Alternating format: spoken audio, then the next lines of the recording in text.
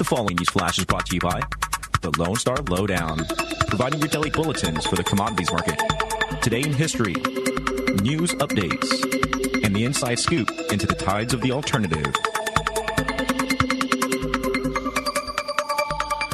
Markets for Wednesday, March 23rd, 2016 are currently trading with gold at $1,223.93 an ounce, silver $15.28 an ounce, Texas crude $41.45 a barrel, and Bitcoin is currently sitting at about 417 U.S. currency.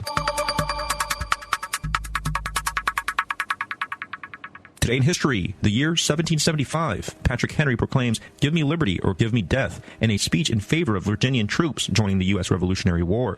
The infamous slogan of American rebels, "Give me liberty or give me death," was first said today in history.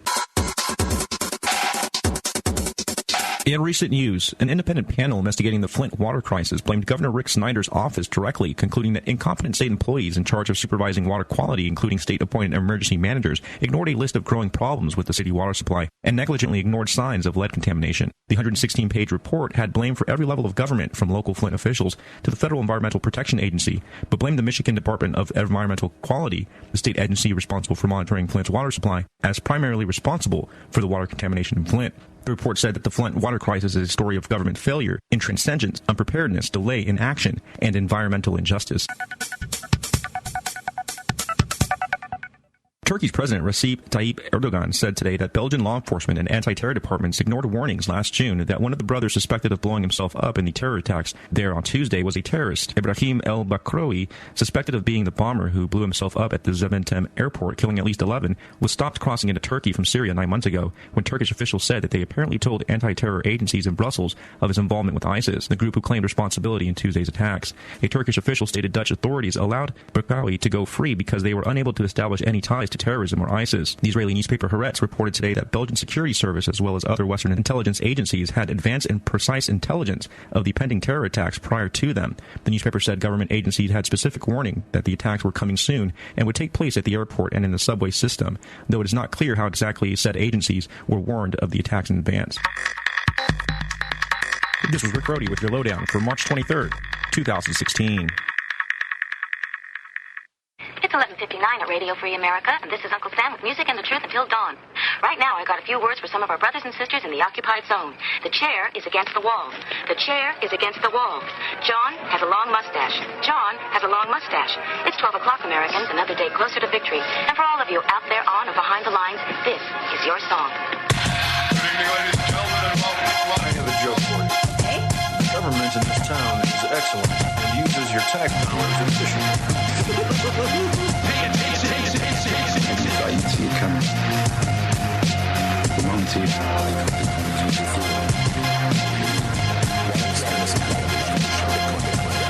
Bitcoin is immune from attack, or almost completely. Bitcoin, you actually gain far more from using the computing power to generate Bitcoin. There's a system approaching perfection. Just in time for my disappearance. There's a system approaching perfection. Just in time for my disappearance. We'll walk deeper into the belly of the beast. If it means I'm able to further limit reckless government spending. I mean, I have so many ideas. Some are simple, like take down traffic lights and eliminate the post office.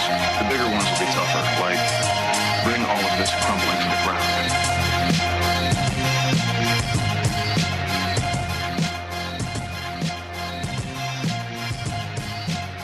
And good evening, ladies and gentlemen. This is the Crypto Show, a show dedicated to understanding the promise of currency, technology, and liberty, and the pursuit of a free society.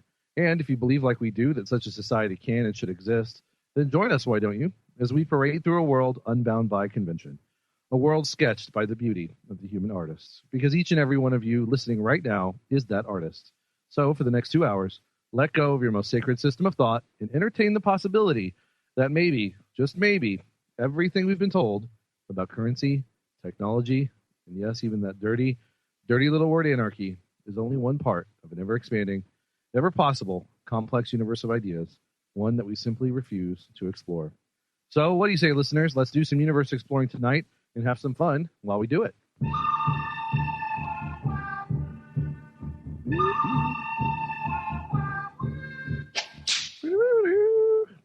All right. It's going to be a Wild Wild West kind of show.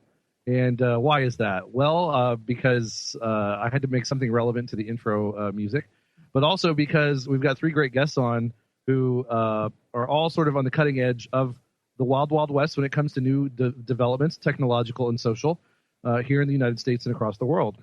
My guests, I'm going to go ahead and let you know who all is going to be on board this evening, but we're going to take them kind of one at a time. My guests include Jessica Solche. Did I get that right? You got it right. Okay, excellent. Solche. And she is the creator of a new film, which I'm going to talk about here in just a moment and discuss with her too shortly. We've also got Paul Snow, the CEO of the Factum Foundation and the CEO and founder of the Texas Bitcoin Conference. I'm glad I mentioned that. Actually, I think that would be Peter, wouldn't it? What? Peter Kirby's the CEO of Factum. No, that's the corporation. All right. Yeah, that's one thing he clarified last time. Yeah, complicated. So, but anyway, he's up there. He's a big wig in the Factum organization. So, and he's been a multiple time guest here on the show. Glad to have him back. We're also going to have Peter Todd, one of the actual core devs of Bitcoin, back on the show. It's going to be very interesting. Very smart guy. Obviously one of the go-to guys for anything Bitcoin. And we're going to hear what he has to say about various issues like the block size and other things going on with Bitcoin. And maybe he and Paul Snow can have a little discussion about topics on which they might differ. I don't know. Or agree. Yeah. Or differ and agree. So you always can find some way to differ with the right people. That's true. That's true. Was that a subtle insult? No, I was trying not to be subtle. No, there you go. Right.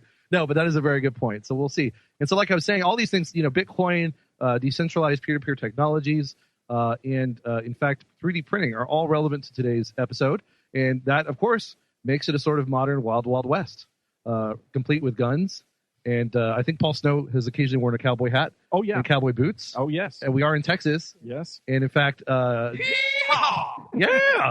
2 out of our 3 guests are from or live in Texas. So perfect. I'm glad I went with that theme off the cuff. It was great. I just want to hit that whip thing. Do it. Oh, she's that kind of girl. 50 Shades of Grey. Am I right? No, I'm just kidding. Well, I just want to remind our listeners that it is March 23rd, 2016, a Wednesday, here on Logos Radio Network, brought to you as always by Brave New Books and Hill Country Home Improvements. And don't forget to go to the bravenewbookstore.com website or the bitcoinbookstore.com website. The sister website's Brave New Books, at the latter of which you can find over 50 titles about Bitcoin, and at the first of which you can find our events page for the bookstore. And tonight's event includes a screening of a movie by our first guest, and that movie is called No Control, a documentary about gun control by Jessica Solche. And Jessica is a director, producer, and co-editor of the film. And I keep getting nods, so that's good. I've got the accurate information. She is the founder and director of The Collaborative, a salon and writing lab for writers. Who would have thought? Directors, producers, and actors in NYC. Her recent credits include the 2nd season of the web series Dates Like This as producer and director, and The Crucible at the Manhattan Theater Source. Where did you pull this from? Your website. Oh, really? Yeah. That's what she said. Are these all correct thus It's all far? correct. I just didn't know it was still up there. Okay. And is that The Crucible by Arthur Miller? That's awesome. It's a good story. She's a native Texan and is a graduate of SMU film, the SMU film program. No Control is her first feature film. We'll also hopefully briefly discuss her second upcoming film. Well, welcome to our guests, Paul Snow, who is going to sit in with us while we talk to our other guests. And then, of course, we're also going to focus on Paul's time before the Congress, which is going to be interesting to hear about. And we're not even talking about the group of baboons. We're talking about the one in D.C. We're talking about the monkeys in D.C., exactly. So that should be a fun discussion all on its own. In case you didn't know, that's how you refer to a group of baboons. I always get those mixed up. Yeah, those sort of obscure words for groups of animals. Yeah, thanks for clarifying that. Well, let's talk about No Control, a documentary about gun control, which I cut myself off or just ran off with her intro, but that's actually being screened right here at Brave New Books tonight. So if you're in the neighborhood, come on down to Brave New Books and watch the rest of the movie. Yeah, unless you made it. Cody Wilson may be showing up any minute now, too. So. Really? Yeah. Well, that's exciting. Can't wait for that. Well, you can also go to nocontroldoc.com to check out more about that. Well, Jessica Solche, again, welcome to the program. Thank you for having me. And no, thank you so much for being on. And sorry for that long-winded intro. Okay. But I figured the more people know about you, the better. I was thinking, what else is he gonna pull out? Like, what are the rabbits out of his hat, right? Exactly. Well, tell us. What's your documentary all about? So it started in 2013. As we all know, lots of things were happening in the United States regarding massacres and people, clamoring for more gun controls. And I just kind of wanted to do my own due diligence. And a friend at the time, Greg, who's in the film, just told me about a project that he was working on, an art project. And it was I saw that it was going to be a very emotionally beautiful journey. He didn't start out anti-gun. He started out very pro-gun control. I could say by the end of it, his feelings had become more solidified. I'm sorry, by the end of his art project or by the end of the film itself? By both. Both, okay. By both. And so just real quick, sorry, his art project itself was about guns or gun control? Let me explain it Go a ahead, little bit better. No, that's okay. Thank you. He drew a AR-15 pencil on paper that was 20 feet by 7 feet tall. Wow. It took him about 2 months to make. And then the complete journey for the piece of art was that it went to a show called Art Prize in Michigan, in Grand Rapids. And he had hand-stamped, I think like 1,000 erasers with the names of people that died during 4 of the massacres. So people were invited to erase what he created. So that was his piece. That was like the entire arc of his piece, the creation and quote unquote destruction, but it's still on the paper. The ghost of it, and just to say, was still on the paper. Right. That's an incredible sounding project. And just to clarify, a pencil drawn giant gun, and then you're saying with erasers, he then wrote the names of victims on it? So on the erasers was hand stamped the names of victims. Oh, I see what you're saying. So when somebody picked up an eraser, they could read the name and the age. Which actually was an extremely beautiful project. No matter where you land on this debate, it was emotional and beautiful. And actually, the gun was gorgeous. Like to see all the work he put into it, it was a beautiful piece. But so that was his journey. Very soon into starting to film with Greg, literally 2 weeks from starting the film, hearing about his project, I started the film. I learned about Cody because Cody had just released The Liberator in 2013, that May. So by that July, I was down here filming with Cody, and Cody ended up being the other side. So they became like kind of the two sides, the two portraits of the film. I like the two portraits of the film. Yeah, I like that. I'd like to consider the film more of it's not a gun debate film. It's more of a portrait of two individuals that are addressing where we stand today, kind of the two opposite sides of what people want out of the Second Amendment, I guess. Interesting. And so the film itself then takes a sort of neutral or at least sort of bilateral take. It's not really about, say, your perspective. It's about their perspective and being opposed perspectives and letting people hear what they have to say about that from each side of it. Okay. Absolutely. That was the one thing I really wanted from the start of it. I had my own views. They were, because of everything happening, I really wanted to do my own research outside of just the clamoring of the news stations all the time. I wanted to just talk to people that I wouldn't normally encounter. Right. So Cody was definitely one of those people I probably would not have normally encountered, and it was fabulous. So at the beginning, I had that was the one thing I only tried to stay with the film, is keep a fair dialogue and try not to impose any kind of opinion and let the audience decide. Like, I didn't want to shove something down anyone's throat for this film. That's great. I think the better or best documentaries are like that. They don't try to necessarily give the creator's perspective, but show multiple sides of an issue and let people decide for themselves. You know? And my only hope was that people get a little conflicted, and that happened. So that was great. Right. I like to, I know Cody Wilson. He's a very smart guy. He's very intellectual. You'll hear him quote all sorts of philosophers and economists and stuff when he discusses issues. And it's cool also having that dynamic between someone whom I would personally call an intellectual and an artist. And not to say that your artist friend isn't himself an intellectual, but obviously his perspective is as much influenced by art as other intellectual arguments he may have. So I like that sort of mix brought to the film. Yeah, you have one journey that's very just kind of visual and emotional, and that pulls at your strings in certain ways. And then you have this very kind of concrete mind that you are pushed up against. Exactly. We'll talk more with Jessica Solche on the other side. No Control, a gun documentary. We'll be right back. You are listening to the Logos Radio Network. LogosRadioNetwork.com. This is what happens when you call the cops. Say what? This is what happens when you call the cops. Come on. This is what happens when you call the cops. You get your rights violated or you all get shot. This is what happens when you call the cops. This is what happens when you call the cops. This is what happens when you call the cops. You get your rights violated or you all get shot. I'm sick of people being victimized by criminal cops. Psychopathic predators. All right, what a perfect intro. Coming back, this is what happens when we call the cops by Rob Hustle of robhustle.com, and of course his sequel song, Good Cops, meant rhetorically at best. is also available, and he's working on the music video. We should have him back on at some point.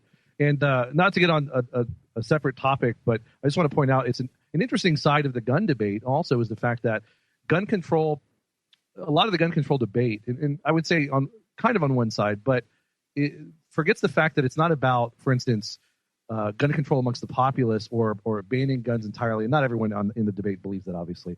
But, the fact is the only way to have gun control is for men with guns to do the gun controlling. In other words, the legislature passes laws which are enforced by men with guns.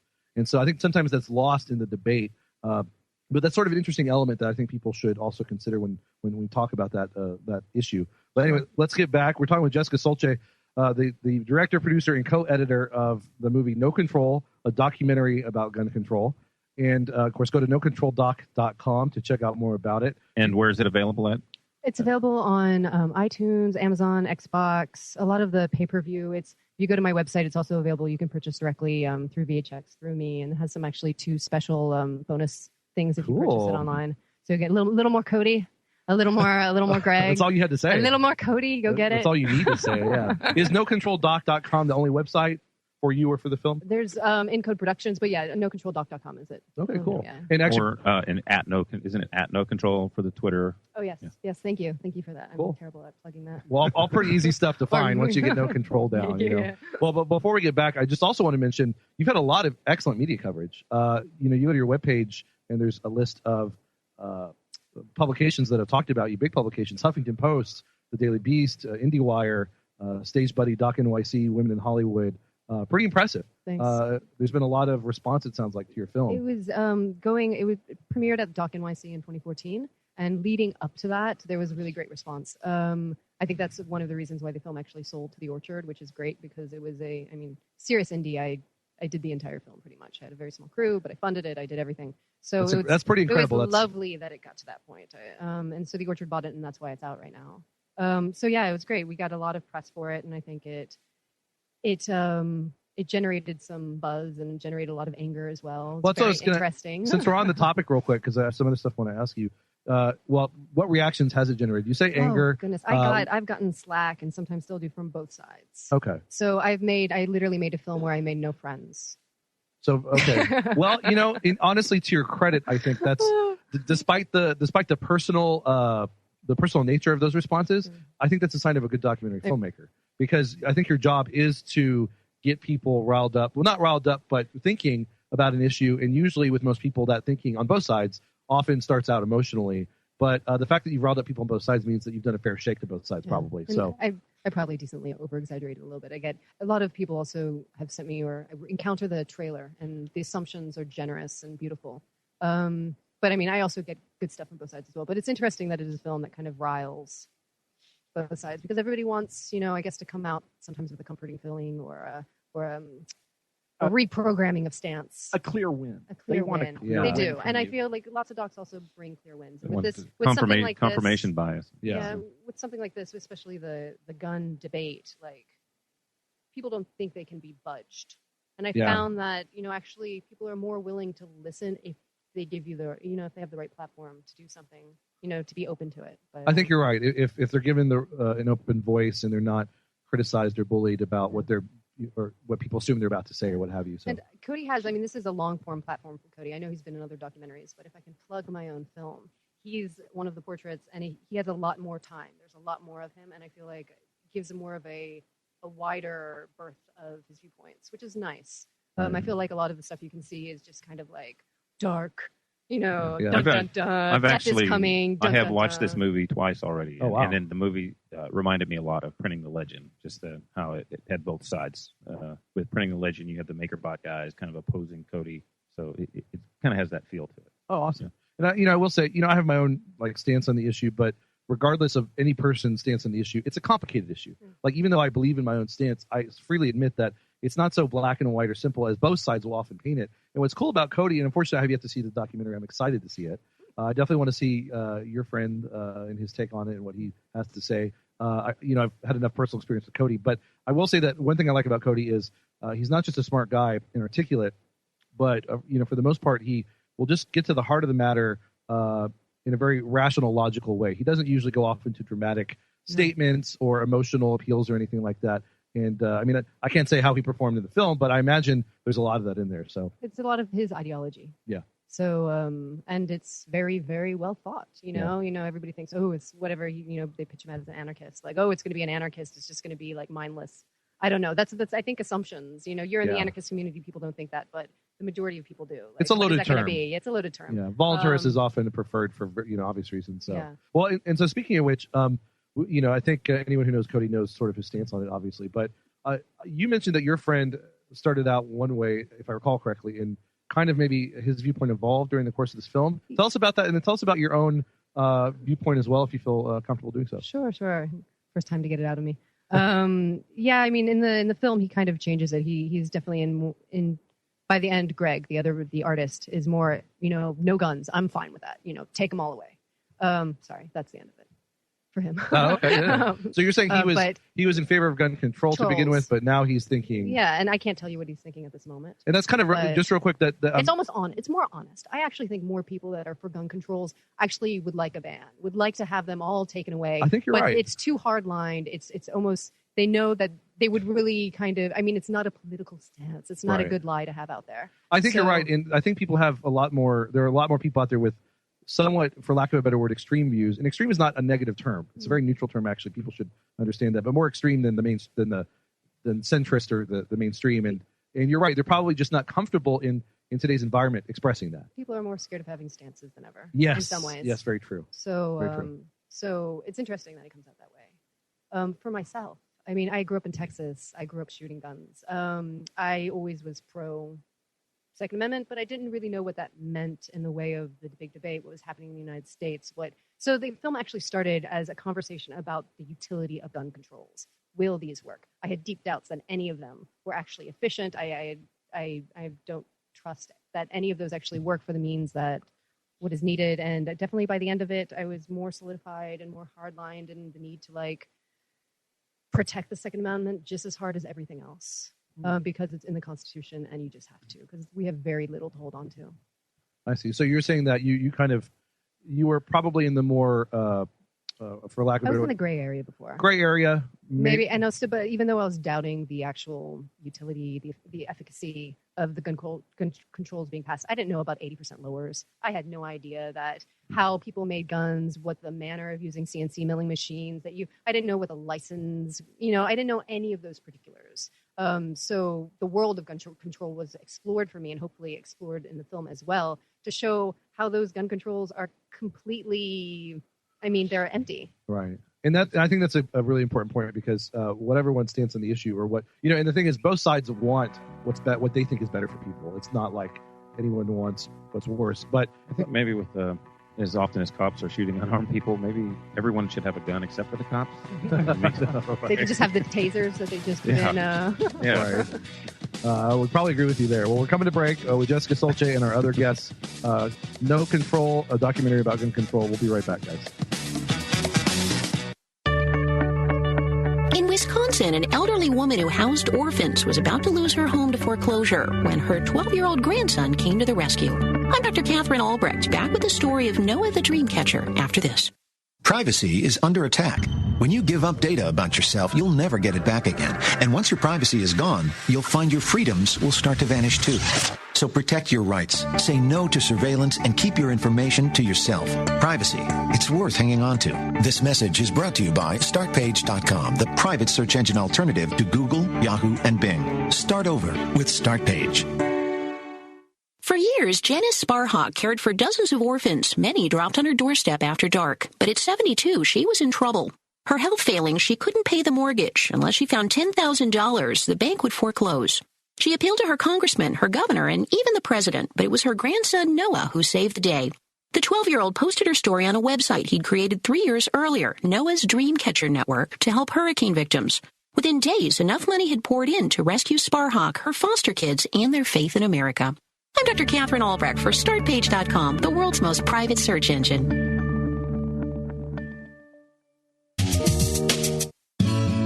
Live Free Speech Radio, LogosRadioNetwork.com. What's your plan for tomorrow? Are you a leader or will you follow? Are you a fighter or will you cower? It's our time. Take back the the power? What's the plan for tomorrow? Are you a leader or will you follow? Are you a fighter or will you cower? It's our time to take back the power. What you gonna do? What you going to do when the crypto show comes back on? Well, you're going to turn everything else off. And, That's what she said. And focus solely on my words. You're getting very sleepy. You will always listen to the crypto show. Because you're boring. Bitcoin at thecryptoshow.com. Wah, wah. You're going to make me cry in front of Paul. Anyway, we're back, guys. It is Wednesday, March 23rd, 2016, here on Logos Radio Network. Don't forget our sponsors, Brave New Books and Hill Country Home Improvements. And if you're fortunate enough to either be at Brave New Books right now or to come pretty soon, you can catch what remains of the screening of No Control, a documentary about gun control by Jessica Solche. And she's the director, producer, and co-editor of the film. It is her first film project. And she basically did, as you can tell from what I just said, virtually all of the film in every aspect of it. And we're going to wrap up with her. I want to talk to her momentarily about her second project that's coming up. And then we'll get to our other guests, Paul Snow and Peter Todd. But Jessica, I wanted to ask, too, where are any subsequent... Go ahead. Make my day. Make my day. Tell me, where are subsequent screenings going to be?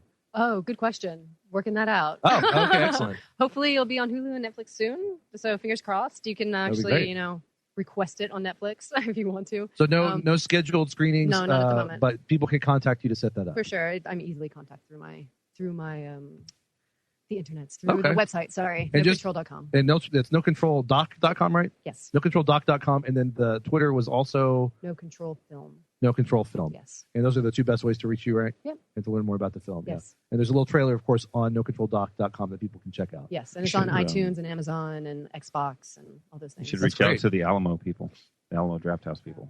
That's actually a great. You really should. That's a great idea. I'll send you a contact. Okay, thank you. Awesome. Thank you. Well, a really fascinating documentary, No Control, documentary about gun control, of course, with Cody Wilson of Defense Distributed. And who is your friend, the artist friend? That's Greg Boker. Greg Boker. And does he have any like a page that people can find out more about him? Or? I imagine he probably has like a gregboker.com. He's actually this was his first art project. He studied art, but he was always in the design world. So this was him entering into the art world. That's awesome. Yeah. Well, I'm sure Google him. You can find out more about him. Well, as we wrap up with you, I want to ask you about your second film. Tell us about that. Sure. So been staying in touch with Cody since the end of the film, and he's, as you know, is suing the State Department for the ability to put out his CAD files, pretty much. And it's becoming, or it is, a First, Second, and Fifth Amendment issue, and it's very, very intriguing. So right before he filed in 2015, in April, I was down here and started kind of following him. So my next doc is going to be, it's untitled right now, but it's DD versus the state. You say your next stock? Doc. Oh, doc. No, I was kidding. Sorry. I was following Cody. A lot of people follow. It feels like, a lot of people follow it Cody. Feels like He's just got that most allure of the time, right? And scenes of that movie were filmed on the Crypto Show, actually. Yes, that's true. true. I was awesome. filming here. That's right. I'm not allowed within 50 feet of Cody anymore, though. So that's why he's not here. I didn't want to admit it. He may be in the next room, bro. Right. Well, awesome. And so... and you can find out more information. Encode Productions is my company.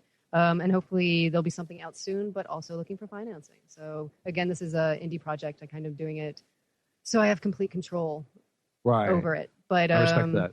And with the financing, you're either looking for someone to finance who's willing to give you creative control, or have you considered a crowdfunding? I'm kind of hideous at crowdfunding, to tell you the truth. Okay. I'm a hideous crowdfunder. I don't know if I'm going to do that, but fair enough. If I do, I'll cut something and it'll happen. But it's not on my radar. I really am hideous at crowdfunding. Okay, well, fair enough. Well, if you ever need assistance, I'm sure one of us or someone we know can help you out if you ever decide to go that route. So sounds good. Well, excellent. And so that film is going to basically be following more of Defense Distributed and Cody Wilson. Yes. So and exploring that topic further and see if they win. It might go all the way to the Supreme Court. We don't know. Okay. Oh, so it's a lot of it's focusing on the case. It's about the case, and awesome. We also see what's happening at DD, what's happening with Ghost Gunner, where the Liberate, going into all of that as well. But it's going to be a full piece on Defense Distributed. That's great. Maybe awesome. Even how the Ghost Gunner helped to fund Ross Ulbricht's appeal fund. Right. Oh, there you go. So in a way, it's also like a continuation of Cody's story from No Control. The film ends, and you see now this is what happens after it, because by the end of the film, it's nearing 2 years, and he hasn't heard back from the state.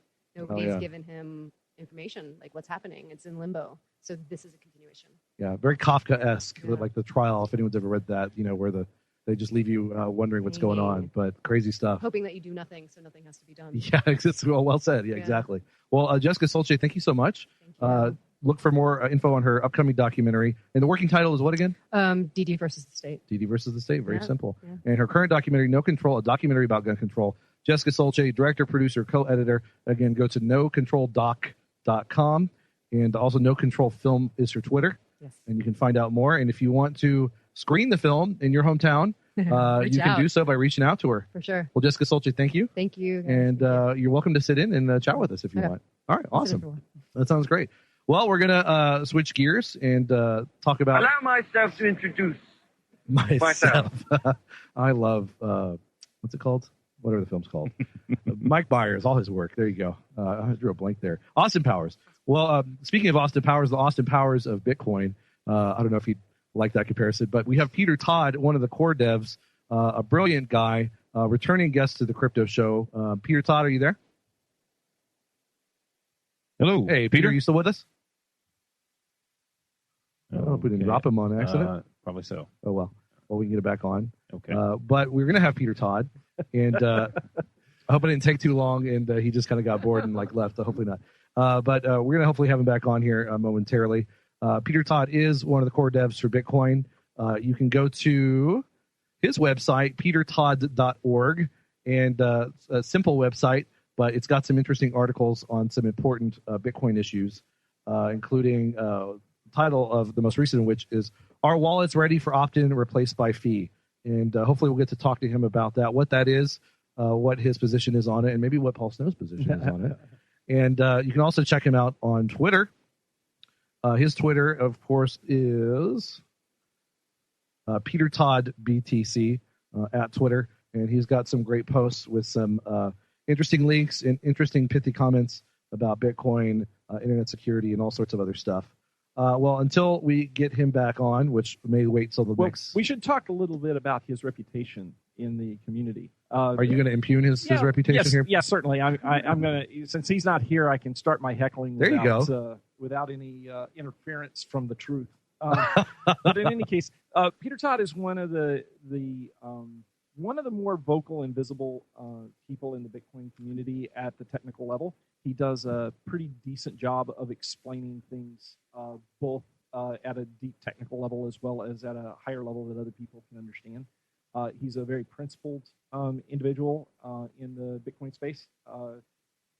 I will not claim that makes him right, because occasionally we have disagreements. But principle is important, and then disagreement is how we, right or wrong, come, I think, closer to the truth. Well, yes, absolutely. And one of the things that is his great strength is that he does talk to all people in the community.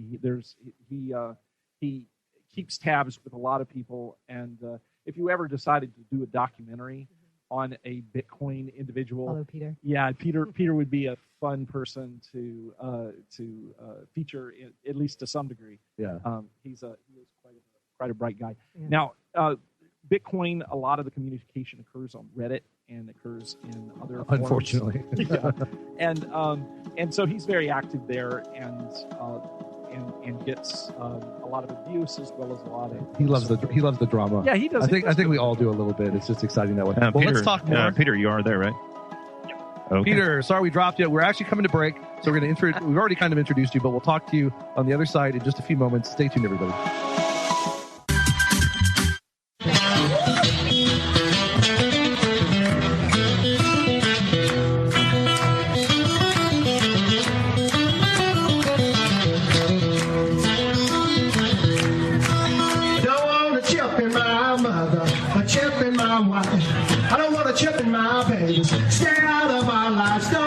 Shackles. Don't want no shackles on me. I sit down with Big Brother. Shame on that Big Brother trying to track and trace me and all you and tag the animals and tag everything on earth. I sat down with Big Brother. Down with Big Brother. Down with Big Brother. Shame on Big Brother.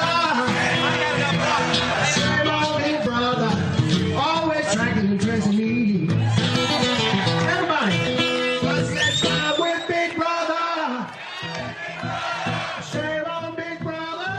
course, the lovely sound of blues rock legend Jimmy Vaughn, who is a patron and friend of the bookstore and has performed here most recently for Harlan Dietrich, the founder of Brave New Books, for his birthday. And what a great song, and how appropriate talking about Big Brother. Well, speaking of Big Brother, we're going to switch gears, by the way. We're having a little difficulty keeping Peter Todd on the line, but I'm sure we'll get him here momentarily or by next segment. But that's okay. In the meantime, I guess we can just substitute with Paul Snow. No, I'm just kidding. Paul's a good sport because our relationship, if you will, from the beginning was me abusing him, but he's been very gracious about forgiving me, and well, I don't know if he's forgiven me, but anyway, but he's a great guest, smart guy. It was really tough forgiving you, but slashing the tires, it did enough. You know what? At least you left the paint job. Yeah, I know. I appreciate that. I just don't believe in keying. Not when there's good rubber there that I can slash through. Right, Paul. I appreciate that. Thank you. See what a great guy, as I said.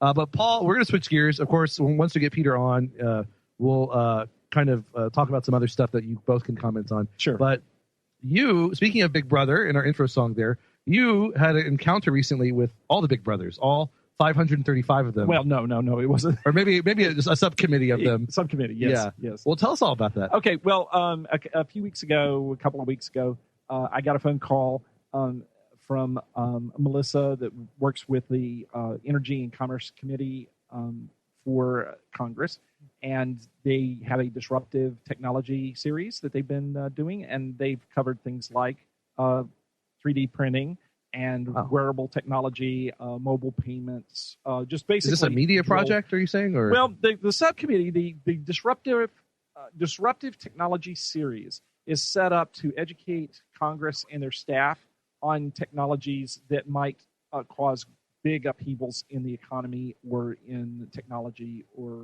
in business and whatnot. So they thought at one point that maybe blockchain was just too out there for them, but they had a meeting on mobile payments, and blockchain kept coming up, blockchain technologies. Now, understand that the regulators and a lot of the, shall we say, the suits in the industry, they like to talk about blockchain. They don't want to say the word Bitcoin too much. But on the other hand, it doesn't fool anyone. Everyone talks about Bitcoin.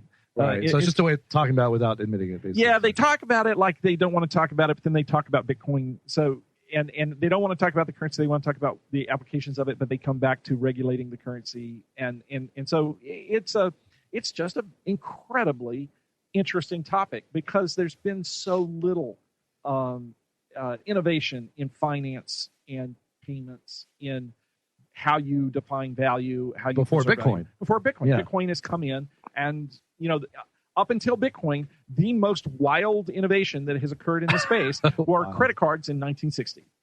And that was what, 2009. So that was almost 50 years. Yeah. Before Bitcoin, basically. Exactly. And then they did things like they created the ACH system for clearing payments. And what did they do with the ACH system?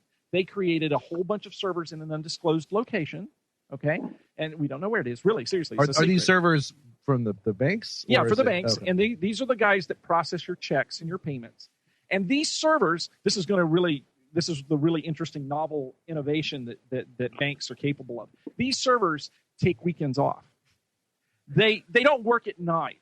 Because is that because you of the? Can't expect a server. Of course. To work all night. Hey, there are server labor laws. Yes. You know what I'm saying, that need to be adhered to, Paul. And if there's a holiday, they need to take time off too. I never thought about that. Like, I'm assuming it has to do with bank holiday regulations, but why would that matter when it comes to automated electronic payments? It doesn't. I never thought about that, but you're right. No, what they did is they had a system in 1950, and they have got a perfect simulation of it running now today on their servers in, like I said, an undisclosed location. It's probably in the new. I know, like J.P. Morgan Chase, like it's their new headquarters is next to the NSA or something like that. Yeah. So probably around there. But anyway, well, we're next door to Chase, so what's the difference? You're undermining Chase. Well, yeah. But yeah, we're in the basement of Chase's building for anybody that doesn't. Yeah, literally and figuratively underground, and figuratively undermining the bank. So, so to our backs, there's a whole wall of Bitcoin miners. Yes, so we're literally mining under. It's the Chase. vault right there. or like it's like right there. Basically, it should be there. That'd be the perfect, right? Yeah, actually, the way the vault. What vault? The Chase vault, actually. It's all empty anyway. Yeah, it's true. It's all electronic. It's all in servers. Well, in any case, so we came in front of this committee, and they were incredibly interested in what we can do with technology and what we can do with Bitcoin and how we can disrupt the financial system. Well, we're going to take a break from that for a moment, just to leave people in suspense, because everyone's like, "Oh my God, what an interesting experience Paul Snow must have had," and I didn't know about these recent inquiries into Bitcoin by the government. But we're going to save that a little special cherry on top coming up. But in the meantime, we have Peter Todd back on the show. Peter, are you there? I believe so. All right. Oh, excellent. You are, and you're coming in loud and clear, which is excellent. Finally, hopefully we have everything worked out on that end. So, and again, Peter Todd, one of the core devs for Bitcoin. Check him out on Twitter, Peter Todd BTC. Email him at pete@petertodd.org. And he's also got, petertodd.org, where you can see some interesting articles on some interesting topics about Bitcoin. Well, Peter, we have Paul Snow of Factum here as well, as you, I think, already know. So we're going to have a little chat. What's been new with you? I mean, there's a lot I want to, I guess, talk to you about. The block size debate. I know that's been kind of probably talked to death about, but you always have very unique and fascinating perspective. Want to talk about maybe the Satoshi Roundtable, and also want to talk about something you wrote on your website, an article entitled "Are Wallets Ready for Opt-in Replaced by Fee?" Anyway, Peter Todd, I'll let you have the floor to start with. Tell us what you've been up to doing, or maybe get us started on one of those topics. Yeah, well, I guess it would have been the Satoshi Roundtable. What was it, 3 weeks ago now, or 2 weeks ago? And 3 weeks. Yeah, and I've actually got some non-Bitcoin work I've been doing as well on some esoteric stuff about redoing how public keys work and whatnot. But in terms of Bitcoin stuff, I recently got a little bit of funding from BTCC actually to do some Bitcoin Core work directly. So I was actually working on that earlier today, sitting down and doing the glamorous work of reviewing pull requests. So yeah, reviewing what requests? Sorry, pull requests. Pull requests. What are those? Yeah, you'll have to explain pull requests to them. Yeah. So basically, like the process by which Bitcoin Core code is written, really, the actual writing of the code is probably the easiest part of it. Once you go write your code, once you figure out like what you want to do with it, the much harder part is actually convincing other people it's safe. Getting it through the whole process to get it actually merged, into something we would actually release to people. And pull requests are the first step on that on the website GitHub that we use to coordinate each other. So when I say reviewing a pull request, I basically mean some guy says we think we should add this code in, and I'm taking a look at the code, running it, testing it, making sure it's safe, and so on. That's just a day-to-day thing you end up doing. Just one of the many layers of implementing any kind of, I guess, advanced software technology, including Bitcoin. Interesting stuff. I want to maybe later also talk to you about what you alluded to about that you refer to as esoteric. I can only imagine what Peter Todd refers to as esoteric. I mean, way out there as far as it being advanced. So maybe we can get to that here in a little bit. Well, I think last time we had you on, we did talk about the block size debate. And one thing I think I remember you mentioning was that it comes down to the block limit. It's so much more than that. Do you have anything to add to that since we've had you on last? Well, I think one of the interesting things at the Satoshi Roundtable was this idea that we would do voting with coins to determine, what kind of forks we would accept, particularly, for hard forks where, this really does matter. And, what kind of was talked about at the roundtable was this idea of, well, as part of hard fork to increase the block size, part of the conditions for actually triggering this hard fork, in the code to actually say, yes, this software is now active, would be that you would go vote with your Bitcoins. To go say either I do support this change or I don't.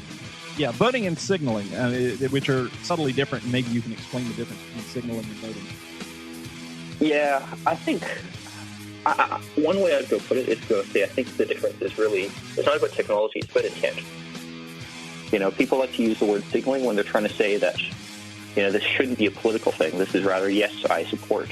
Yes, my software supports. Speaking of signaling, I hate to interrupt, but the music is signaling that we're coming to a break. We're talking with Peter Todd, one of the core devs of Bitcoin, and hopefully we'll have some uninterrupted space with him on the other side. So stay tuned. Also, Paul Snow with us. We'll be right back.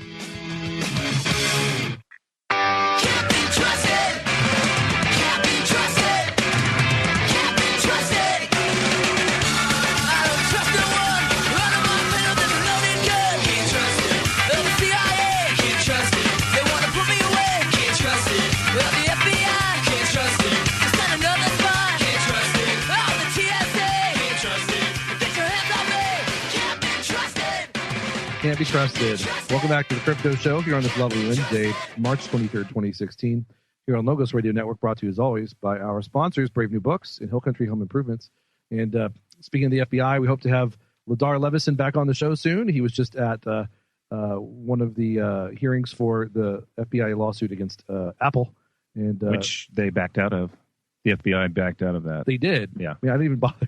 Well, they didn't want a decision on that. They didn't want a decision. The decision was basically they can't go in and make engineers do what they want them to do. Wow. Well, I'm excited to have Ladar on talk about that. Yeah, he's going to come back on Sunday, and we'll go back over. Well, I'm going to tell the listeners, anyone who missed that interview, that was one of the stellar interviews that I have heard from this group or any other group. I thought I knew everything about Apple. That was a great interview. Well, it's because Danny and I just know how to ask the right questions, and because it was all you. We're so technically advanced in our knowledge. It's just we know where to lead guys like Ladar, who just aren't quite on the same level. No, yeah. right. With Ladar, you just get out of the way and let him break out the info because the dude's sharp. That was exactly what I was going to say. Y'all did a really good job of just shutting up. Right, yeah. That's all it took, right? Exactly. Well, speaking of doing a good job of shutting up, I'm going to do that in just a moment to let, speaking of encyclopedic knowledge like Ladar Levison, we have Peter Todd on the show, and I'm going to let him and Paul Snow finish discussing the topic that was interrupted by the break. And just to rehash that, Peter, so you were just discussing the difference between voting and signaling, and then also when you lead into that, explain how does someone vote with Bitcoin? Are we talking about the miners or nodes voting? Are we talking about actually voting with actual Bitcoin? Go ahead, Peter. Yeah, well, I mean, let me just quickly cover what we mean by voting with Bitcoin. And after all, I mean, what is your right to spend a Bitcoin? It's the ability with cryptography to go sign a message. When you spend a Bitcoin, that message says, I no longer want this Bitcoin, and I want this person to have the Bitcoin. And you can use cryptography to sign that message.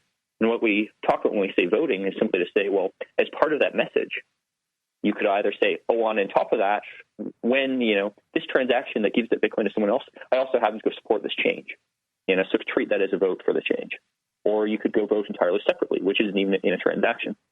And the simplest, easiest implementation of, say, a hard fork vote that you could have would be to just make people's transactions contain a little flag somewhere saying, I do or do not support this hard fork, be it a block size increase, a change to inflation rate, who knows? I mean, in hard fork, anything can change. And so what's the interface that you see on this? You think that you'd go into the wallet and you'd see a ballot and you'd check it, and then just as you're doing your normal transactions, that records your vote? Is that kind of the UI you envision? Well, I think this is where people's views start to differ, and I think this isn't a tech question. Me personally, I think people should should treat this as a democratic vote, and in my views, yes, there should be a checkbox somewhere, as a ballot choice. Other people view this not as a vote, but rather as a signaling mechanism, and wallet authors should do it, and the wallet authors should, in their viewpoint, signal support for this new change. And as for the process of how do you decide what change will get implemented or not, I mean, let the experts decide. I'm not really sure I agree with that view, but it's not a technical question; it's a political question. Yeah, and I think you should probably expand on that a little bit. The experts deciding versus a democratic vote. I mean, isn't that really at the heart of Brian Armstrong's thing with Classic and some of the other guys?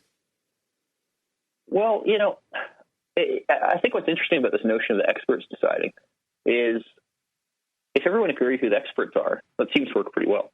But we're not very good at agreeing who the experts are. Oh, fair enough. So do you think that's where Brian? Is that where you think Brian Armstrong is? That some of these people that are very strong on the Classic. Well, maybe actually what you should do is, because I'm going to just sit here and talk about Classic, you should explain what Classic is versus Core or any other fragment of the ecosystem that deserves mention. Well, I think a good way to explain that would actually be to use Brian Armstrong's own words on this, really. I'm not going to remember the exact quote, but essentially he said something along the lines of, we need to replace the current Bitcoin Core developers with another group. And, when you talk about it in those terms, Classic is really a change of management. It's kind of a change what exactly is Classic? Well, so Classic is a fork of Bitcoin Core. By fork, I just mean they took the code base of Bitcoin Core and copied it, with new people working on it. Let's see, who actually is working on it right now? You'd have to check Classic websites. In theory, Gavin Andresen and Jeff Garzik are, although so far they haven't actually contributed much to the day-to-day development. from what I've seen, mostly it's been some people I believe are from blockchain.info, if I'm correct, although it's not really clear who these people are, but look on the website right now. But anyway, I mean, long story short, it's a new team, right, of different people who are not the same people as Bitcoin Core. And, I think when you talk about it in those terms, I mean, it's replacing one team with another. And so, is it up to some sort of vote as to which group should be the group? I mean, is that what you're getting at with the democracy thing? Well, I mean, I would say, obviously it must be, basically, at the limit, obviously it must be, because I can't force you to run software you don't want to. So obviously if the collective, Bitcoin community decides to run different software, then I mean, what Bitcoin has changed, and they're following a different team or so on. When you talk about voting, I think really the reason you talk about it is to say, well, how can we make that process less disruptive? Much the same way that in theory, all countries have some elements of democracy to them, in the sense that in theory, everyone could decide to do something different. But, the process of coming to consensus over how should we live our lives, what laws should we follow, and so on, it's a lot less disruptive when you have voting in democratic institutions than when you just do it based on, who has the guns, if you will. So is that sort of... Go ahead. Well, and I think something like coin voting, that could provide a mechanism that gives you just much better feedback on what people actually want. Right now we don't really have a good way of getting feedback. But does that put too much power into the BitPays and the exchanges and the guys that are moving lots of coins as opposed to the normal everyday Joe who... Well, the thing is, those people already have that power. What's that? Those people already have that power. If you don't actually own your own Bitcoins, if you don't have the private keys, you're not really in control of them. And, you're already delegating that authority to someone else. Well, but I'm actually pointing out that they just do more transactions. So that you can use things like Coinage, and maybe you can explain how Coinage can balance. So this is where things maybe get a little technical. Whereas, how exactly do you count the vote? I mean, obviously, if you do one vote, one transaction, I could just create a million transactions that move a couple cents around. That's not a very good way of counting votes. It'd be like counting votes in an election based on how many times people visit the polling booth. You want something that's more like one Bitcoin, one vote. And the way to actually implement that is you do what's called Bitcoin days destroyed. Whereas, say if I create a transaction, right, and I create an output on the Bitcoin blockchain. If I leave that output for a day and it's worth one Bitcoin, when I spend it, I have destroyed one Bitcoin times 1 day. So that's one Bitcoin day destroyed. And you can do your counting for everything in terms of that metric. And that means essentially everyone's vote is counted equally in proportion to how many Bitcoins they have and how long they've held it. So that means there's no advantage just spanning the network with transactions. And, if you hold more Bitcoins than I do, well, you get a bigger proportion of the vote, which makes a lot of sense. I mean, you have more, you're more invested in the system. More skin in the game. Right. I mean, it's kind of like any outsider could come in and then just say buy Bitcoin and then throw a vote in. And if you didn't do it by a proportion of Bitcoins owned, then that would give someone who, in a sense, had no or little business in the game undue power. So that kind of makes more sense. Well, and there's another aspect to this. Unless you're willing to take somebody's private key, you can't transfer your Bitcoin to someone else to vote without destroying those days since it's been moved, sort of thing. The coin days destroyed, sort of thing. So there's some doing coin days keeps the vote with the guy that actually had the coin to begin with. For the I see what you're saying.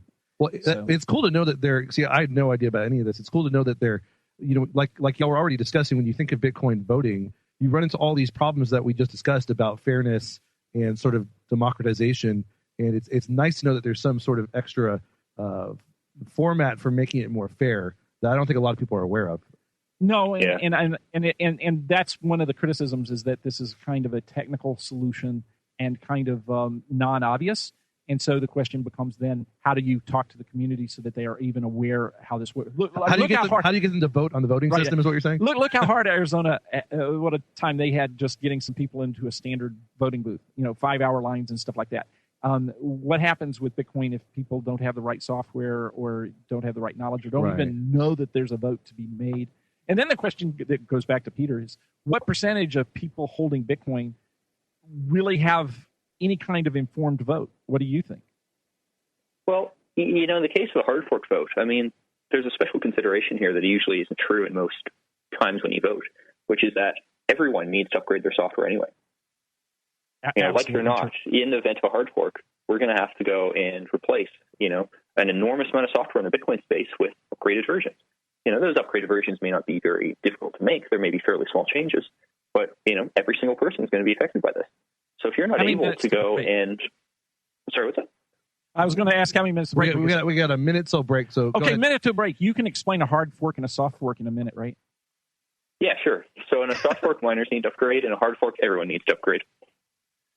that was like less than a second, I think. So I just want to clarify. The big problem would be with wallets. If you're holding something on a hot wallet and that wallet didn't upgrade, then you might have some problems. Exactly. If in that case, you could end up losing your money in a hard fork.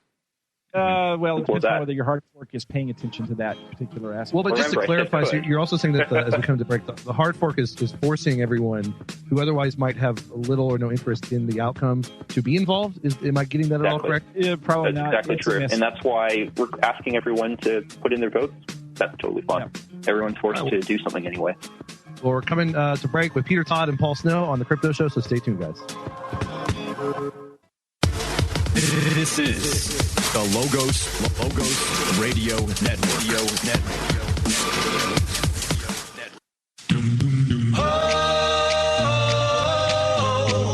For the longest time, for the longest, if you said that Bitcoin was my life, I would tell you, show enough, show you right. What else can I do? I'm so inspired by you, and I'm just holding for the longest time. Once I knew my stocks and bonds were gone, I knew Satoshi Nakamoto was the one to come and save me. Encrypted money memory, and I'm just holding for the longest time. Hold for the longest time. Hold for the longest. Don't panic, the price will rise and fall.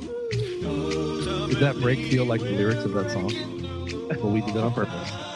Welcome back, guys, to the Crypto Show. We've got 3 lovely more segments with our awesome guests, Peter Todd and Paul Snow. And we're discussing the Bitcoin hard fork possibility and everything that goes along with that. And we were just kind of talking as the break interrupted and as well as off air about wallets and what would happen in a hard fork. So tell us about that. Y'all were talking about SPV wallets. I guess define that real quick and explain what would happen. Okay, well, first of all, let's point out that this is probably maybe the most interesting topic or important topic to be talking about in this whole debate about block sizes. That's why I brought it up. Oh, well, I know, because it's the insight that you have in everything. Because this is your money safe? Fundamentally, that's it. Now, Peter was just about to tell us what an SPV, and maybe even what SPV stands for, wallet, and enlighten us, Peter. Well, so SPV actually comes from the Bitcoin white paper, where Satoshi talks about simplified payment verification, which is this idea that you could assume that whatever's the longest blockchain, like some chain of headers, is valid, and then listen to your peers, and if they go tell you that actually on second thought a chain is invalid, here's the proof, you would go reject it. Nobody's actually implemented that, so all our so-called SPV wallets aren't. What they actually are is you could call them validationless SPV, or the term that's being more used is actually light clients. And light clients just trust miners entirely. They don't do any validation at all.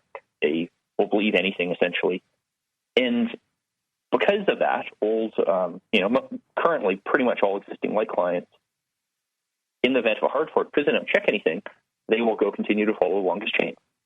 And this poses a lot of problems because there might not be, one longest chain. There might be one longest chain and then a somewhat shorter chain, if you will, that isn't actually what you're expecting it to be. It's not the Bitcoin you think it is. But isn't it true, though, that your wallet, a lot of these wallets are coded so that they really just ask a node that they're talking to about the longest chain? As opposed to...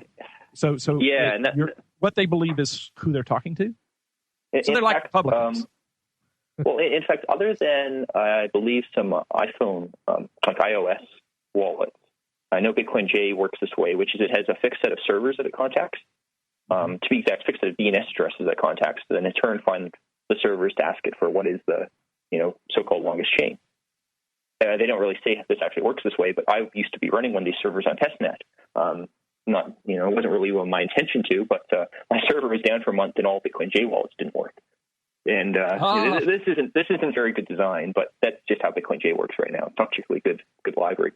And the problem is, this connection is entirely unauthenticated. So it's very easy to go hijack. Like anyone sitting between, and anyone in control of your internet connection can lie to your Bitcoin J client. And provided that two reasonably, high difficulty chains exist, you could believe either one, and therefore you can end up being defrauded. You are kind of glossing over something that's rather difficult. It's not particularly easy to provide a high difficulty alternative, with a sufficient number of. This is the catch. If a hard fork goes badly, there probably will be two chains that will be competing. And at that point, there basically are two Bitcoins. Yeah. And given that possibility, currently, essentially all light clients need to have their software upgraded to explicitly, at least notify users, what hard fork they're on, and give them some possibilities for warning. Currently, it just doesn't handle this case well, and it will blindly switch from one chain to another without telling you. Okay, let's shift gears. Let's suppose you've got a paper wallet. How safe are you with a paper wallet? Great question, because mine are in a paper wallet. Well, keep in mind that a paper wallet isn't actually a wallet. A paper wallet, it's not a wallet in the sense that they're software. Their paper wallet is just like a key written down on a piece of paper. To actually use a paper wallet, you need software. Mm-hmm. And whether or not that software supports, the hard fork, it's up to what software you're using. Now, given that, with a so-called paper wallet, you actually have the keys, this gives you a lot of options, which is if you use the right software, even if the hard fork goes badly and now there are two different Bitcoins, you can pick and choose which of the two coins you're going to buy and sell. But, it's not like the paper wallet just magically protects you by itself. Well, yeah, and I'll point out that a lot of us have paper wallets with Armory, and Armory is kind of suspended operations. And if your paper wallet also has, some of their security features, then you really, really, really want to be able to load that paper wallet into their software. And what if it's not there? So, well, explain that real quick, because I know my paper wallets, and I can't remember if I used Armory or not, but probably I did. It had an extra layer of authentication. You would probably remember. It's really complicated to use Armory. Okay. Probably not then. But so what you're saying is they might have an extra layer of like a password on top to access it or to transfer it to an actual wallet is what you're saying. Yeah, because what you did with the Armory wallet is they gave you a code on the screen that you wrote onto your paper wallet after you printed it, and the idea was just compromising your printer would not be enough to steal your paper wallet. So how would that affect then accessing again the paper wallet? Well, this won't cause any problems with the hard fork, because this is Peter Todd's point, I think, and Peter, you can correct me if I'm wrong. The paper wallet represents your keys. Right. It's insulated because it's not an actual, like you said, wallet. It's just your Bitcoin keys. public and private keys. Right. Yeah. And so as long as you have enough software to get to those keys, that's the thing, though, that made me download Armory immediately to get the latest version when I heard that they were suspending operations. Is I have a bunch of paper wallets in Armory, and I wanted the latest software before maybe sites went back or something. I think it might help to explain an example where none of this would be true, which is, for instance, if you go and keep your Bitcoins on Coinbase and a hard fork happens, it wouldn't be very surprising for Coinbase to go say, oh, great, the fork we wanted has happened. Now we're going to go take all of our users' coins on the original Bitcoin and sell them for our own benefit. With the it's possible for them to do that. Possible, and then, it doesn't go the other way. Well, let's get your hot cold feeling here. I mean, some months ago, how worried were you of two forks? This big contentious splitting of the Bitcoin, and where do you feel today? And predictions, where do you think you'll feel in a few months? I would say I'm still very worried because I think we still have contingent people in this community whose views are let's fork Bitcoin at all costs. And we desperately need this block size increase, and we're going to need a couple more immediately. In talking to Brian Armstrong, for instance, that was very much the impression I got from him. Same thing as in talking to Peter Smith from blockchain.info. Again, that's very much the impression I got from him. And I don't think these people are going to necessarily back down lightly. 50-50, I think the outcome's going to be reasonable, but, give it, say 10% chance, 25% chance, some kind of number like that this goes quite badly. Well, those are reasonably high odds, I think, and that's a little scary. Well, we're coming to break with Paul Snow of Factom and Peter Todd, one of the Bitcoin Core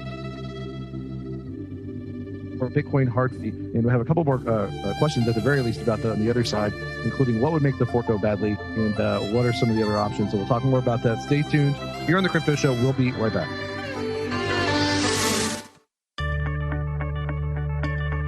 Are you prepared for your billboard moment? If you post on social network sites, you might be heading for the spotlight in a bad way. I'm Dr. Catherine Albrecht, and I'll tell you more in just a moment. Your search engine is watching you, recording all your searches and creating a massive database of your personal information. That's creepy, but it doesn't have to be that way. Startpage.com is the world's most private search engine. Startpage doesn't store your IP address, make a record of your searches, or use tracking cookies, and they're third-party certified. If you don't like Big Brother spying on you, start over with Startpage. Great search results and total privacy. Startpage.com, the world's most private search engine. What do an Israeli soldier, a Massachusetts high school teacher, and an Oregon mayor have in common? They're just a few folks whose tweets, Facebook wall posts, and other social networking faux pas have come back to haunt them. The soldier's post about his unit's planned raid stopped the army. The teacher lost her job for referring to students as germ bags, and the mayor was stripped of her office for posing in her undies. So think before you post. If you wouldn't want it shouted from the rooftops, downloaded by an enemy, published in the employee newsletter, or emblazoned on a billboard by a busy street, don't post it on the internet. I'm Dr. Catherine Albrecht. More news and information at CatherineAlbrecht.com.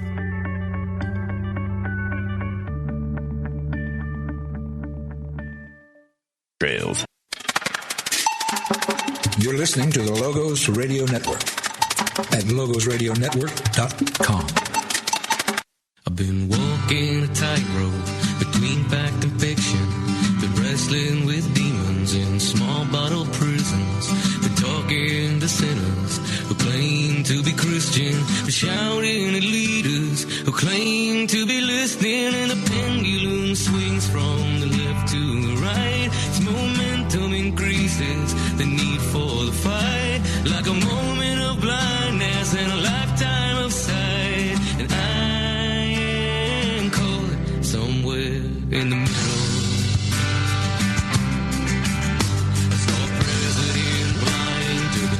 Of his people, saw a camel that passed through the eye of a needle, saw a group of old men whose money was evil, saw a cross breaking free from the cage of steeples, saw beggars and cripples dying in squalor, a son whose sins had exceeded his father, saw a nation. As Ricky Ricardo would say, Lucy, you got some explaining to do. Well, we got some explaining from some very good experts about Bitcoin and the hard fork from Peter Todd, one of the core devs, and Paul Snow of Factom. And it's been a great show thus far. Really stimulating, interesting, and most importantly, informative stuff. Stuff that I think a lot of people aren't necessarily privy to about, some of the ins and outs of the hard fork, of how voting would work, and a lot of this other stuff, paper wallets, and how they would fare in the hard fork. I know that's been a common question, not just from me, but from people who listen to the show. Peter and, of course, Paul, eventually I want to get to... Mary. Right. Puff the magic dragon. No, but I eventually want to get to the double spend with Coinbase and Peter Todd. We'll get to that soon. But I wanted to ask Peter, and, of course, Paul, you join in, of course, how and why would the hard fork go badly? And then what is a sort of compromise that can be reached to either prevent I guess there's no preventing a hard fork, but to make things go more smoothly? Yeah, well, when I say badly, I essentially mean that we end up with two different economically relevant currencies. Yeah. And basically, you don't get the miners and you don't get the nodes online, and so it splits. Well, really, you end up getting some miners on some coins and miners on other. And exactly. It's quite possible that you could end up having the two different currencies trade at a different price to each other.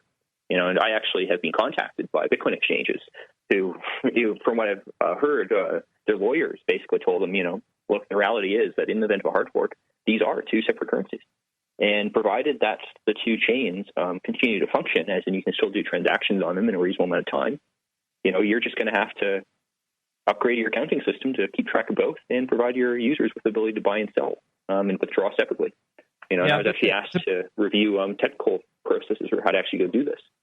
Well, you make money on that kind of consulting and that's great. But I honestly, actually, that stuff was done for free, just to make the point clear. yeah. Well, you're nonetheless. I really think the odds of two currencies being supported by the miners in two different directions, the odds are so close to vanishingly close to zero, because of I just the interest. do not agree with you. Well, I just really think that don't. it's so not in the miners' interest to split. Well, Peter, real quick, explain your position. Explain why you disagree with Paul, and then also explain would a two coins fare well for Bitcoin's dominance being replaced by an altcoin, and then would this? I'm sure the two coins would be weakened relative to a unified Bitcoin, right? Less security, less computing power behind each one. Anyway, go ahead, Peter. Well, so part of the reason why I really disagree that this is vanishingly improbable is that I happen to know that people have been talking to miners saying like essentially what's your price? What would it take to go rent the hashing power needed to go force a fork? When you're talking about scenarios like that, you're talking about companies with enough money to at least temporarily just say, all right, we're going to support mining. We're going to make sure the support can happen from a technical perspective. Yet that may not be the ingredients for long-term success. Much the same way that someone really thinks Ethereum is the way to go, they can put money into Ethereum, which eventually ends up paying for mining. You can also look at the statements, for instance, like Mike Hearn and Gavin also supported these kind of statements. How, well, if fork doesn't go through and we don't get the support of miners, we could just use Checkpoint to go force this year. Like, there's a lot of options people have, and the fact that people are considering these options mean that the chance of this happening is not infinitesimally small. I think it is small. I don't think this is the more probable outcome. But, there are a lot of crazy people in this world, and some of them have a lot of VC funding. So, it's not implausible that these companies will do crazy things. A lot of crazy people in this world, and a lot of them have VC funding. I will give you small. I like vanishingly small, but I give you small. I just don't see this as a 50-50 sort of likelihood. There's too many ways that this goes. I hope we're talking like a 5% chance here. That'd be a reasonable guess. But 5% when talking about billions is pretty high. Not that I know much. I'm hoping Paul is right, but I tend to be more on the Peter bandwagon. Just for the one technical area of expertise I do have is just people and how they operate in their motives, and that I have to agree. I'm not surprised that Peter says he's known people who say, what's the price? How much will it take? We're interested in enforcing. Hasn't Blockstream already said they'll spend millions? I don't know about Blockstream. I haven't heard anything. Well, if so, there you go. That would just sort of back all that up. Well, and so what would happen to Bitcoin? I mean, we'd have two coins. I guess in theory, they might be twice the money. No. There you go. No, that's Fedcoin. That's Fedcoin. But there would be, I'm sure, disparity in some developers would go with one coin, others with others. There might be more mining power by one. There'd be disparities technically and otherwise that might favor one coin or another, sure. But let's say you would have the mining power behind it and the security behind each. And, you look at Ethereum. What was the stat you gave me the other show? Is the market cap a sixth of Bitcoin? Or is it the computing power? Well, when they at their height, they got up to a sixth of Bitcoin. Right. A little over $1 billion. Oh, okay. And that was market cap. And that was market cap. Oh, okay. Not hashing power. They're not, okay. There may be a thousandth security of Bitcoin. Peter, what's your estimate? Well, I don't have knowledge. I just saw somebody on Reddit. So maybe it wouldn't be so bad for Bitcoin. But anyway, Peter, what do you think? Would an altcoin potentially replace Bitcoin in that scenario? Go ahead. I think the really scary thing in that scenario is that the fork resolves itself. But not too quickly and not too slowly. If we, for instance, had a fork that resolved itself after a month, that would probably be an enormous amount of money lost. Because for a month, you would have people trading coins between each other, and eventually an entire set of trades would get wiped out. Potentially, for instance, if the original chain overtakes the 2 megabyte chain, for instance, well, from the point of view of clients on the 2 megabyte chain, your transactions just vanish. And you could have a month of transactions just disappear all of a sudden. And the only people who are going to make money off that are lawyers. Right. Well, I don't know that lawyers can do much in cryptocurrency because it's all about signatures and signed transactions. Well, but they'll find. I'm sure they'll find get involved. Yeah, there'll be lawsuits about it. Yeah. Like, the Coinbases of the world could say, well, no, you deposited me a Bitcoin on the 2 megabyte chain. You still have to uphold that obligation somehow. It would be incredibly messy, and I really hope none of this happens. And I think, really it behooves us to make sure that any hard fork triggers in a scenario where it is very unlikely for any of this to happen. And I'll just say, like, triggering a 75% hashing power is not that scenario. 75%. Well, you and I disagree on that a bit, but let's look at this one thing. So there is a big difference between you holding the keys. 1 minute, darn. Holding the keys and Coinbase holding the keys. I think that serves to underscore your Coinbase, and you can talk about what you did with Coinbase. Yeah, we'll talk about Coinbase in the apparent double spend. I don't even know anything about this, but I'm excited to find out. With Peter Todd and Paul Snow, we're coming to break. Probably on the other side, I want Peter Todd to clarify whether if the fork gets resolved, he's saying, like, say in a month, people would have done transactions. Half of them will get wiped out on one chain. So what does that mean? Does that mean it's better for the fork to happen and just stay that way? Or does that mean that we need a long-term resolution and that somehow gets worked out? Well, we'll find out more about clarification for that on the other side. We've got one more segment. It's going to be exciting. So stay tuned here on The Crypto Show. Again, Peter Todd, Core Dev for Bitcoin, and Paul Snow of Factom. And we'll be right back, guys. Easy.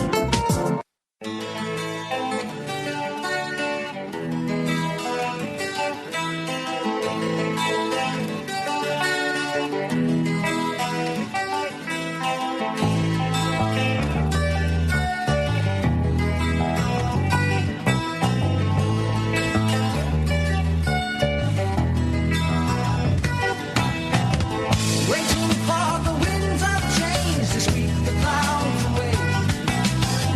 Waiting for the rainbow's end to cast its go your way.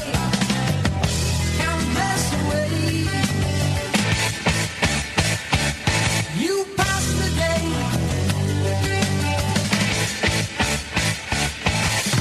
Waiting for someone to come and turn the world around. Looking for an answer to the question you have. All right, final segment of The Crypto Show, guys. Welcome back. March 23rd, 2016, Wednesday. Peter Todd, Core Dev for Bitcoin. Paul Rush Snow, playing in the Factom. background. With all these Rush playing in Canadians. the background. Rush opening for Peter Todd and Paul Snow and Mary. Somebody. Peter, Paul, and Mary. Well, we're going to do three things we're going to try and do in this last segment. We're going to get to the double spend with Coinbase. We're going to talk at the final remaining minutes of the segment about Paul Snow's experience before Congress. But before we even get to the double spend with Coinbase, Peter, do me a favor and just clarify what you were saying. Should there be a Bitcoin fork with two Bitcoins? You said that if it gets resolved, people could half the Bitcoins could be lost. Explain then how that could be avoided. Well, so the key thing is, if you have the private keys for your Bitcoins, what you do with your Bitcoins, be it, they turn into two different chains, they resolve itself, it splits for a while and then resolves it, whatever. That's up to you, and you have options, and you can go react to it. Whereas if you go have your Bitcoins with third party, generally with third party who may have an incentive to do something that you wouldn't necessarily want to, like support a fork that you disagreed with. That party has every incentive to go, and if a fork splits the currency, take those coins and, spend one set, claim it's, not yours, and then go and give you back the other set. And if that set turns out to be the side that didn't win, well, you just lost all your money.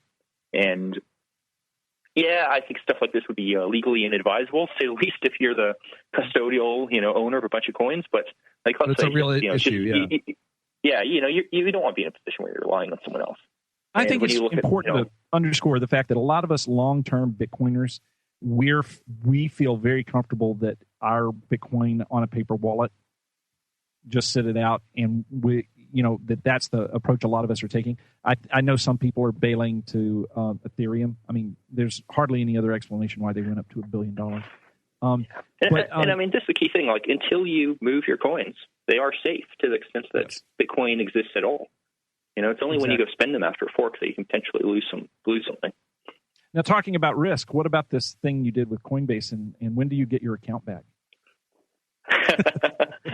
Well, the account that I had suspended was actually a Reddit account, and that was an interesting experience because essentially what I'd done is double spend Reddit Gold, and turns out the reason why Reddit wanted to suspend my account wasn't because they found out about this through Coinbase or anything, because just never told them, but rather because they got a flood of our Bitcoin trolls, probably more our BTC trolls trying to go get my account suspended.